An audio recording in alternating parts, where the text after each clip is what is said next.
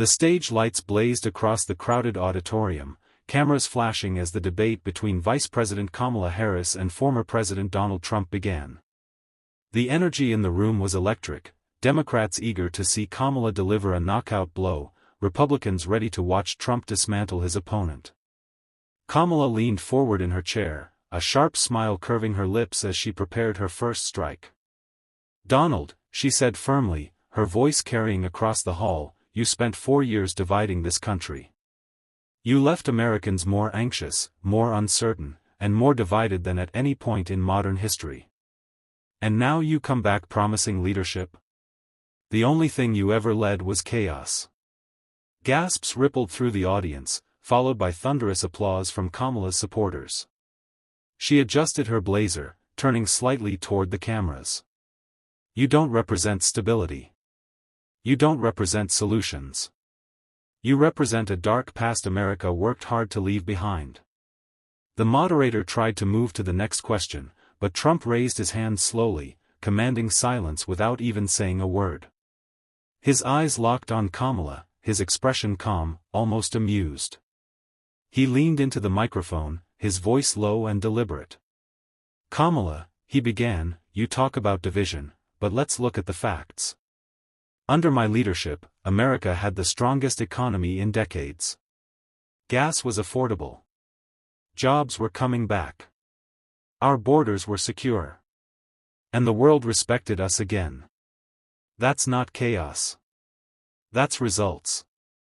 The crowd shifted uneasily, a wave of murmurs spreading through the hall. Trump didn't stop.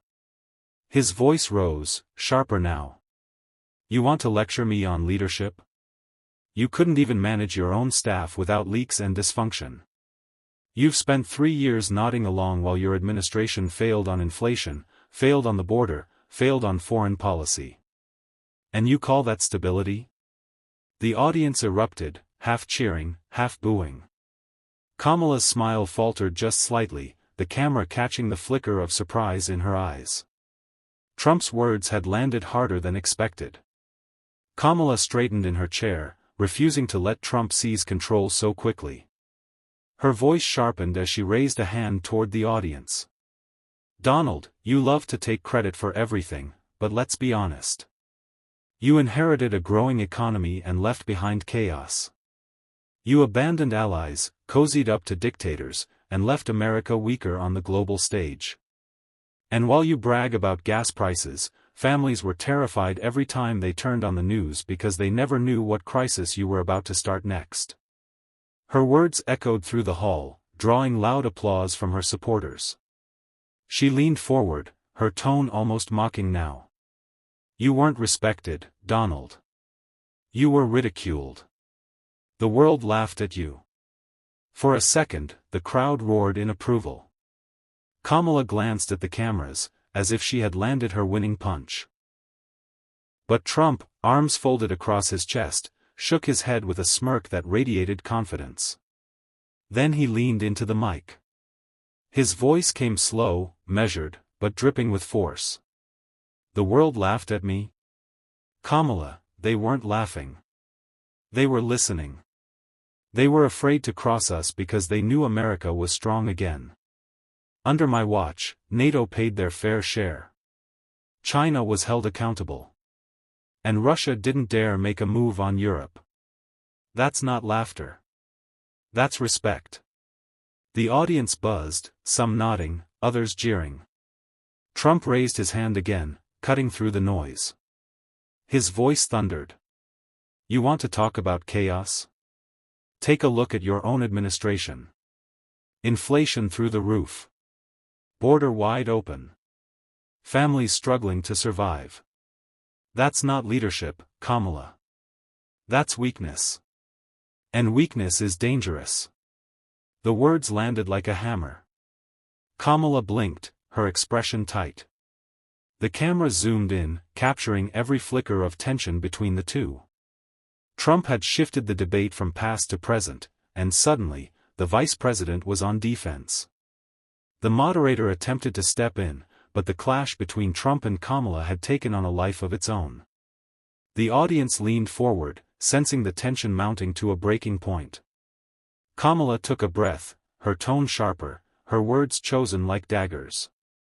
Donald, you talk about strength, but real strength isn't bullying. Real strength isn't alienating allies or tearing this nation apart. You left a trail of division, and no matter how loud you shout, you cannot erase that. She gestured to the crowd, her voice rising. Americans want compassion, stability, and a leader who lifts people up, not one who tears them down. The applause thundered on her side, but Trump didn't flinch. He leaned forward, one hand gripping the podium, his eyes locked on Kamala with a look that suggested he'd been waiting for this very moment. Compassion? Trump fired back, his voice booming. Kamala, under your administration, families can't afford groceries. Gas is at record highs. Crime is through the roof in cities run by Democrats. Tell me, where's the compassion for the single mother working 3 jobs just to fill her tank? Where's the compassion for the families who can't walk safely in their neighborhoods? You don't call that compassion. I call it neglect. The audience erupted in cheers, chants of Trump. Trump, rising above the noise. Trump paused, allowing the roar to settle, then drove the knife deeper. And let's talk about unity. Unity doesn't mean silencing people you disagree with. Unity doesn't mean labeling half of America as extremists. That's exactly what you and your administration have done. You haven't united this country, you've divided it further. And the American people know it. Gasps and applause echoed through the hall. Kamala's jaw tightened, her practiced smile slipping for the first time. The cameras caught it all, framing the moment as Trump's counterpunch landed with devastating precision. The tension on stage thickened, the air almost humming with anticipation. Kamala forced a calm smile back onto her face, determined to wrestle back control. She adjusted her notes, her voice measured but sharp. Donald, she said, pointing her pen toward him, you've mastered one thing, blaming everyone else. You take credit for success and deflect responsibility for failure. When the pandemic struck, you downplayed it, mocked masks, and left millions of Americans afraid and unprotected. That's not leadership. That's recklessness. And the American people won't forget it. Her words brought the crowd to its feet, Democrats clapping and cheering, nodding with approval. Kamala glanced at the cameras again, certain she had finally cornered Trump with a blow he couldn't escape. But Trump didn't even blink. He leaned on the podium, his voice slow, calm, but building in force like a storm gathering. You want to talk about the pandemic, Kamala? Fine. Under my administration, we delivered vaccines in record time, something everyone said was impossible. We saved millions of lives, kept businesses afloat, and gave states the tools they needed to fight back. He jabbed a finger toward her. And what did you do? You criticized. You doubted. You told people not to trust the vaccine because it had my name on it. Then, when you were in power, you mandated it. That's not leadership, that's hypocrisy. The room erupted, cheers booming louder than before. Trump raised his voice above the noise, his tone cutting through like steel. And while you were hiding behind talking points, I was out there fighting for every American worker, every small business, every family struggling to survive. Reckless? No, Kamala. Reckless is watching your policies drive inflation, crime, and border chaos while you give speeches about compassion. Gasps spread across the audience. The camera zoomed in on Kamala, her jaw tightening again, the flicker of uncertainty more visible this time. Trump's counter had not only deflected her strike, it had turned it into a weapon against her. The debate hall felt like a battlefield now, every exchange another clash of swords, every cheer or boo like cannon fire. Kamala adjusted her microphone, her composure strained but not broken. She refused to yield ground. You know what the American people see, Donald? She asked, her tone sharp, eyes locked on him. They see a man obsessed with himself. Every answer you give, every boast you make, it's always about you. You didn't save America. You saved your ego. Real leadership is about service, not self-promotion. And that's why you'll never lead this country again. The crowd erupted in applause from her side of the room. Kamala nodded, convinced she had pierced through Trump's armor at last. But across the stage, Trump chuckled, shaking his head, waiting for the noise to die down. Then he leaned forward, his voice dropping low but carrying across the hall like a drumbeat. Kamala, you say I'm obsessed with myself? Let me tell you what I'm obsessed with: strong borders, safe neighborhoods, and an economy that works for every American. If fighting for the people of this country makes me obsessed, then I'll wear that label proudly. He pointed directly at her, his tone sharp as a blade. But you? You've been obsessed with protecting your political career. Obsessed with photo ops. Obsessed with sounding good on late-night TV while families suffer. That's the truth the American people see. The audience roared, some on their feet, chanting Trump's name. The moderator tried to calm the room, but the momentum had shifted again. Trump straightened his tie, his expression firm, his voice booming over the din. You say I'll never lead this country again. Kamala, the people will decide that, not you. And when they look at your record, when they see the failures piling up, they'll know exactly who's unfit to lead. And it's not me. Gasps filled the air. Kamala's face froze, her smile gone. The camera zoomed in, capturing the silence that followed. Trump's words had hit the bullseye, and for the first time, she had no comeback ready. The audience was buzzing, the tension so thick it felt like the room itself was holding its breath. Kamala leaned toward the mic, her voice cool but laced with steel. Donald, you thrive on drama. You create division because without it, you have nothing to offer. Americans want a future, not a circus. And every time you speak, you remind them why they moved on from you. Her supporters clapped, nodding fiercely. Kamala's eyes glinted with confidence, as though she had regained her footing. She leaned back slightly, as if daring Trump to counter. Trump tilted his head, almost smiling, and then slowly leaned toward his microphone. His tone was calm at first, but carried the weight of a hammer ready to fall. Kamala, the only circus the American people see is the one you're running right now. Empty promises, failed policies, and endless excuses. The crowd erupted, a mix of laughter and cheers. Trump pressed on, his voice rising with precision. You talk about the future? The future under your administration is higher prices, unsafe streets, and weak leadership. Americans don't want more of your future. They want their country back. Gasps and applause filled the hall. Kamala stiffened, her hands tightening on the podium. Trump's gaze never left her, his tone now sharper, unrelenting. You say people moved on from me, Trump continued, but look around this room. Listen to the chants. Feel the energy. People are desperate for leadership that works. And no matter how many times you try to bury me with cheap lines, the truth always comes back stronger. The truth is, Kamala, you can't corner me. You can't silence me. And you certainly can't outlead me. The hall shook with chants of, USA. USA. Kamala glanced at the cameras, her smile brittle now, the confidence draining as Trump's words echoed like thunder. The debate stage was no longer a forum, it had transformed into an arena. Every exchange between Kamala and Trump drew cheers, boos, and gasps that rattled the rafters. Kamala, trying to regain momentum, leaned forward, her voice sharpened to a point. You brag about crowds, Donald. You brag about chants. But leadership isn't about how loud your supporters scream your name.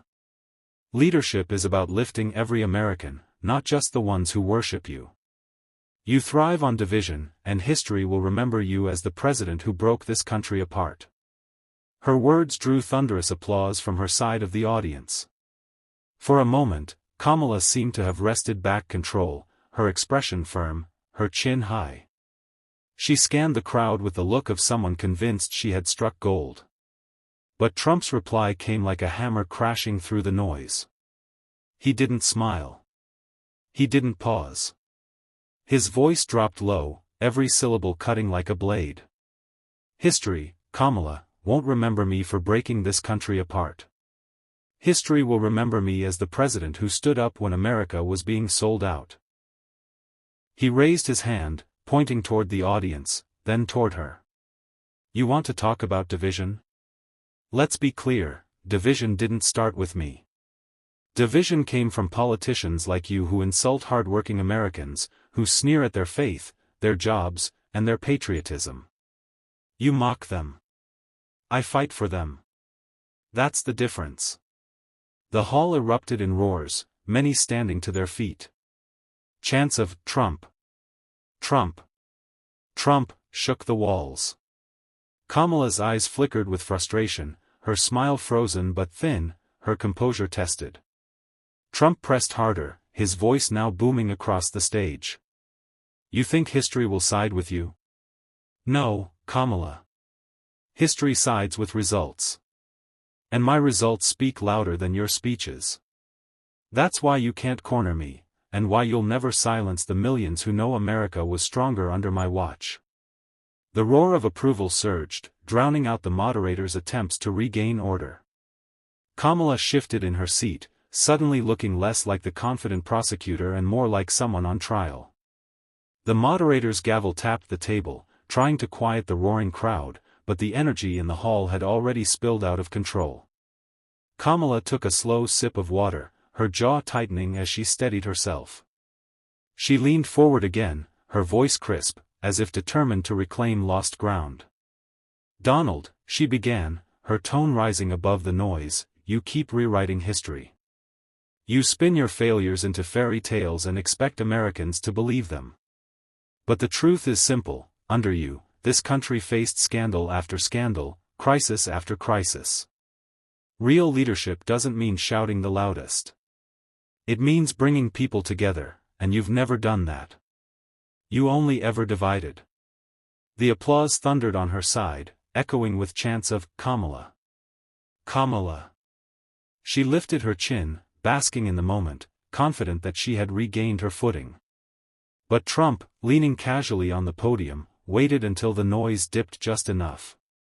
Then, with a piercing gaze, he spoke, slowly, deliberately. You talk about scandals, Kamala?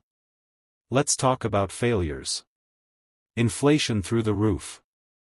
The border wide open. Cities falling apart under your watch.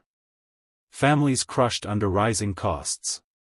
You call that leadership? I call that betrayal. The room erupted again, but Trump's hand lifted, commanding silence.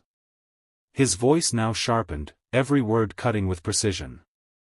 You say I divided this country. No, Kamala. What divides this country is weakness. What divides this country is leaders who bow to special interests while everyday Americans suffer. And that's what you represent, weakness. Gasps shot through the audience. Even the moderators looked unsettled as Trump leaned closer to the mic. You can call me loud. You can call me tough. But the American people know this. When I was in office, they felt safer, stronger, and prouder. And nothing you say tonight will erase that truth. Kamala froze, her eyes flickering toward the cameras. For the second time in minutes, she had no rebuttal. Trump's words weren't just answers, they were verdicts. The hall had turned into a storm of clashing voices, but the cameras caught the sharp contrast on stage, Kamala's forced composure versus Trump's growing confidence. She leaned into her microphone, her words fast and pointed, hoping speed would overpower precision. You can scream about inflation and borders all you want, Donald, she snapped, but the fact is, you never had solutions, only slogans. Build the wall? Mexico never paid for it. Drain the swamp? Washington got dirtier.